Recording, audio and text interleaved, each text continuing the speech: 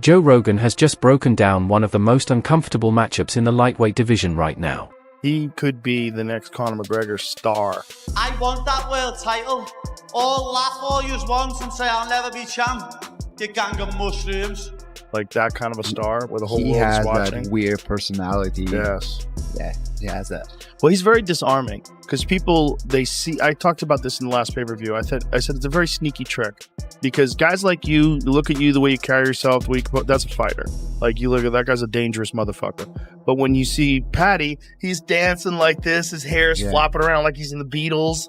Justin Gaethje versus Paddy Pimblett should not be for an interim title. So it was announced that Justin and Paddy will be fighting in January as UFC 324's headliner, and as much as I like this matchup, I have a problem with it being for an interim title. Because champion Ilya Topuria says he won't be fighting in the first quarter of 2026 due to personal reasons, so he expects to make his return around spring. So not only do I think that is not too long enough to warrant an interim title fight, but it also feels wrong to have this fight without Arman Tsarukyan in it. This is a belt for the third best fighter in the division, and honestly, it may not even be for the third best when we consider fighters like Max Holloway and Charles Oliveira. This is something the UFC did to appease Justin, who has basically said he's only fighting for UFC gold, and for Paddy, who the promotion wants to see become a champion. Overall, great fight, and I'm going to side with Paddy on this one as I think Justin is past his best days, but yeah, this should not be for an interim title. But what do you think? What's up, guys? We're here at the Underground Kings. I'm here with my man, William Finley, Taekwondo world champion. I want to break down UFC 324 on January 24th this month in Vegas. All this month, we're going to be breaking down Paddy Pimblett and Justin Gaethje. Some keys to win for Justin Gaethje. We all know Justin Gaethje. I know personally his calf kick is devastating and changes the tide of every single fight. So on a guy like Paddy Pimblett, this might even be the size difference. Paddy is going to be damn near 200 pounds the night of the fight. I don't think it's going to be this drastic. Will's probably about what, 220? About 220, and right now I'm probably 200, so that's 20-pound difference. But I think the keys to Justin's victory, this is one of the main keys, is being able to use this calf kick effectively. So if me and Will are lined up here, the main thing I want Justin to be able to do is I want him to be able to jab and slap and put Paddy Pimblett, put his weight on this leg. I want him to constantly be putting his weight on this leg. So he's going to do that by cutting off this side, jab, slap, and before Paddy could even step, bombing that leg kick there. And if you look, Paddy was doing a great job doing the calf kick against Mike Chandler. He was doing a great job kicking, so he's probably going to return it. But I think in general, if Justin is able to keep bombing this leg kick, I think it's really going to shut Paddy down and be able to nullify a lot of his attacks. You might start seeing him limp. You might start seeing him to switch stances. From there, Justin can use the speed of his hands and use his boxing. I think it's much better than Paddy's. I think he's faster, and I think he's cleaner on the inside. I think this calf kick's going to be one of the main things to be able to beat Paddy in this fight. Paddy Pimblett versus Justin Gaethje. And the more you break it down, the clearer it becomes that this fight is either a career-defining moment for Paddy or an absolute nightmare waiting to unfold. Because when you're talking about Justin Gaethje, you're not talking about a normal lightweight. You're talking about one of the most violent, relentless pressure fighters the UFC has ever seen. Gaethje doesn't fight to win rounds, he fights to break people. Devastating leg kicks early, brutal hooks in the pocket, and a pace that forces opponents into mistakes whether they want to or not. Joe Rogan has said before that Gaethje is one of the few fighters who can change a fight with a single exchange, and that's exactly why this matchup feels so dangerous. And he just got beat.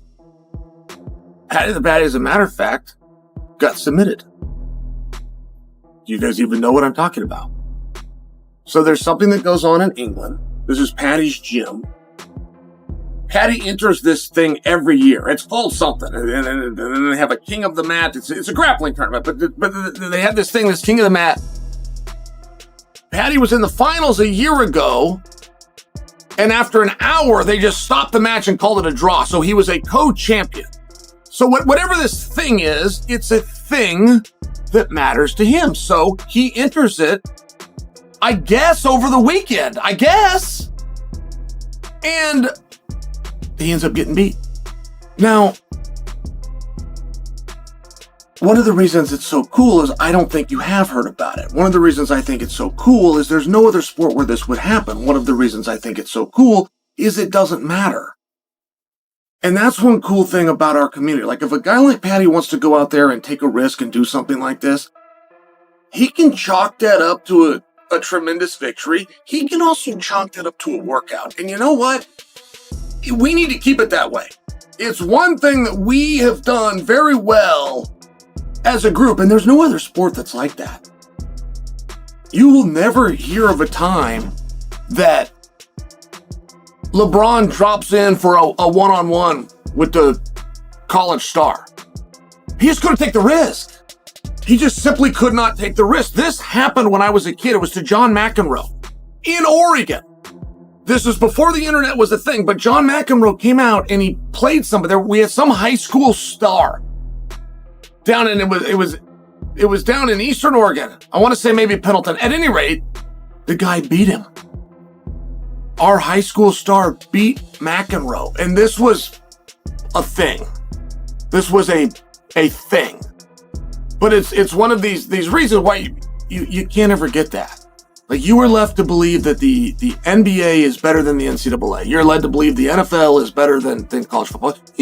I'm sure you're right, but there's exceptions, and there's certain positions at certain times where there are exceptions.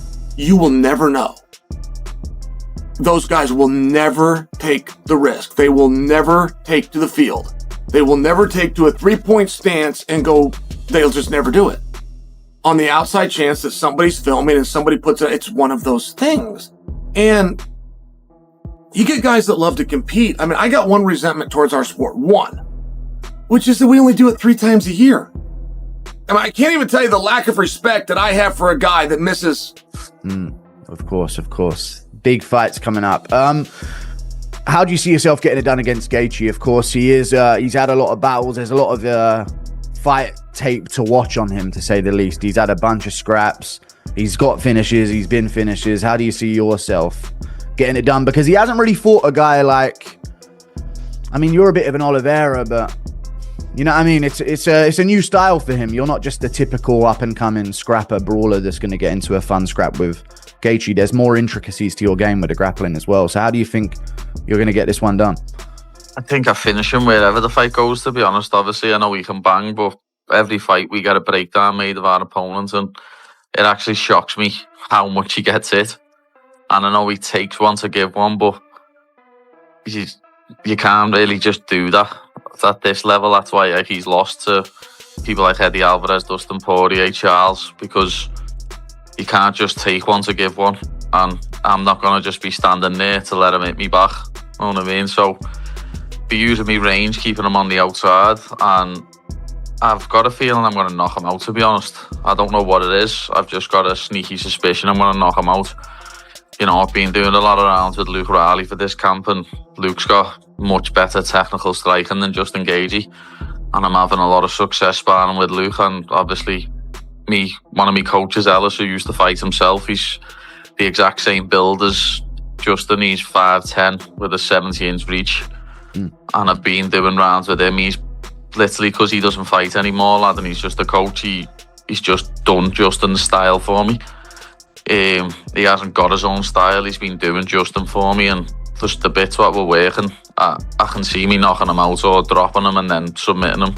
People are going on about his takedown defense, but if I want to take him down, I will take him down, lad. Simple as.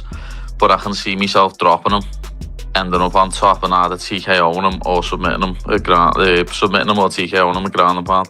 Nice. That's the prediction I got. You mentioned Luke Riley there. I was going to save this bit of a segue later into the interview, but fucking what a KO in his debut. I was talking about Luke Riley fucking a few years before he got into the UFC. I keep telling people to look out for these guys on the regional scene, especially at Next Gen. They got a lot of up-and-comers.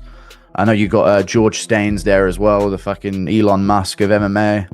Elon Musk of MMA. Yeah, he's you know, not the billionaire, but that build's unique. Yeah, George Staines. It is, lad. He's got. But here's where it gets interesting, because Paddy Pimblett isn't walking into this fight blind. Paddy's style has always been built on chaos, pressure, and dragging opponents into uncomfortable territory. He's not afraid to get hit if it means creating an opening, and he thrives when fights turn scrappy. Rogan has pointed out that Paddy's biggest strength isn't just his grappling, it's his ability to stay calm in madness.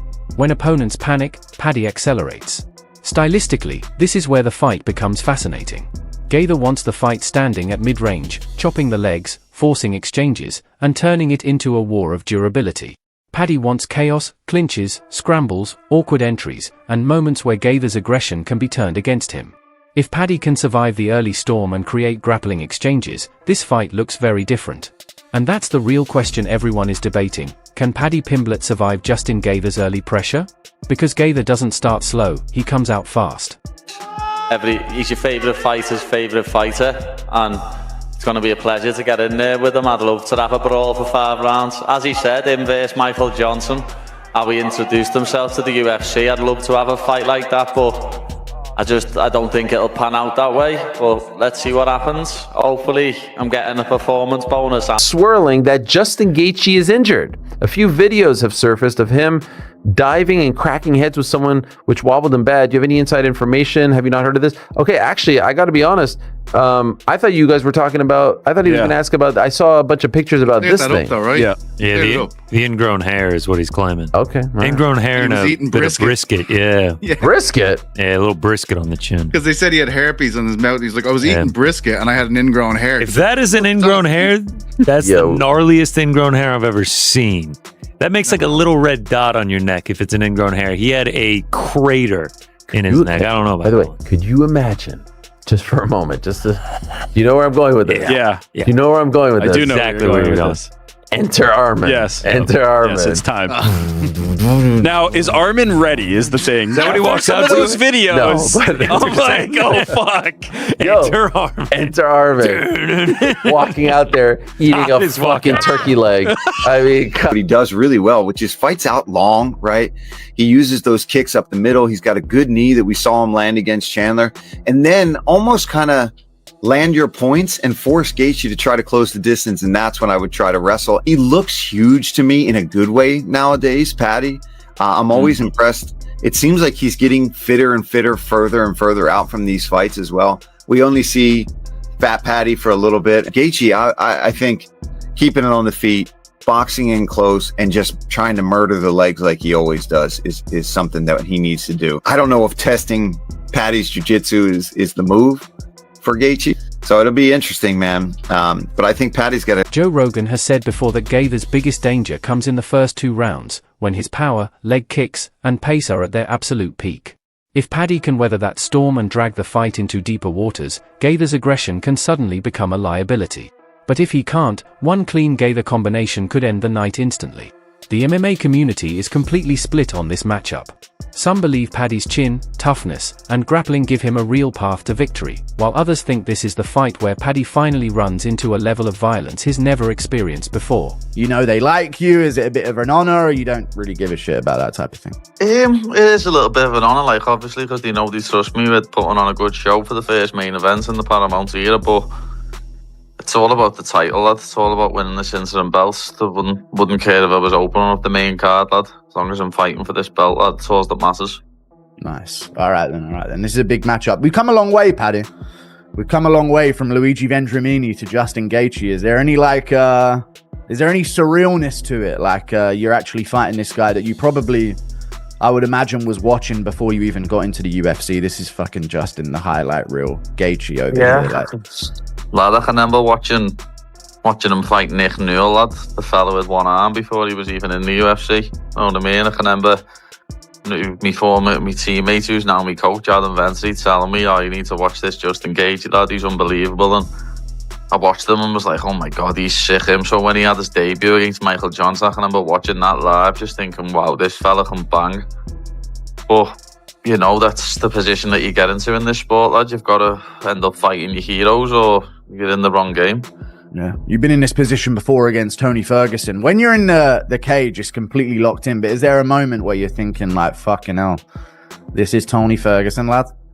Is there any, you think that before it, like, but when you're in the cage, that's it. I'm just looking at him thinking, you're trying to stop my dreams. You're trying to take food out of my kids' mouths, so I'm going to iron you out. It's a new style for him. You're not just the typical up-and-coming scrapper brawler that's going to get into a fun scrap with Gaethje. There's more intricacies to your game with the grappling as well. So how do you think you're going to get this one done? I think I finish him wherever the fight goes, to be honest. Obviously, I know he can bang, but every fight we get a breakdown made of our opponent, and it actually shocks me how much he gets hit. And I know he takes one to give one, but you can't really just do that at this level. That's why he's lost to people like Eddie Alvarez, Dustin Poirier, Charles, because you can't. For this fight, I'm taking the underdog, Justin Gaethje, by KO. If he's gonna get it done, he has to get it done by KO. And I think the leg kicks too. Yeah, the leg kicks. Cow kicks. And if you watch the Michael Chandler, even though Paddy kind of dismantled Michael Chandler, but Chandler landed some good hits on him and made him back up a bit where it snapped his head. And I think Justin Gaethje is a way better striker than Michael Chandler. Absolutely. So I think what we saw with the Fiziev fight, when Justin Gaethje gets into those clinch situations, the uppercut is nasty, bro. And I don't think... You know, that's our biggest video on YouTube. Yeah. It's like over 1 million views. Yeah. Check it out. But I think when Justin Gaethje gets a hand, like finds the range on him, and Paddy's chin's gonna be exposed like that, or in a clinch situation, uppercuts him. Yeah, I think that's what's gonna put Paddy away. Damn, what could be next for Paddy? Ilya says he thinks Paddy kills Justin Gaethje. I don't think kill him, dude. Justin Gaethje is so fucking solid. But again, 5-round fight, 2, 3, 4 rounds into the match, and Paddy does score a takedown. Now he's got maybe Justin Gaethje on his back in half guard. That's very plausible. Justin forgets he fucking wrestled. He definitely trains it, but you could see why Ilya thinks that a little bit. Plus, Justin Gaethje's 36, Paddy Pimblett's 30 years old. But again, you can't count Justin Gaethje out. He could knock Paddy the fuck out. That's what makes this matchup so compelling. It's not about hype anymore, it's about real answers. Win or lose, this fight changes everything. If Paddy wins, he instantly becomes a legitimate contender and silences every critic overnight. If Gaethje wins, it reinforces why he's one of the most feared lightweights of this generation. Either way, Joe Rogan is right. This isn't just another fight, it's a collision of styles, pressure, and mental toughness that could define both careers. And when the cage door closes, there's nowhere to hide.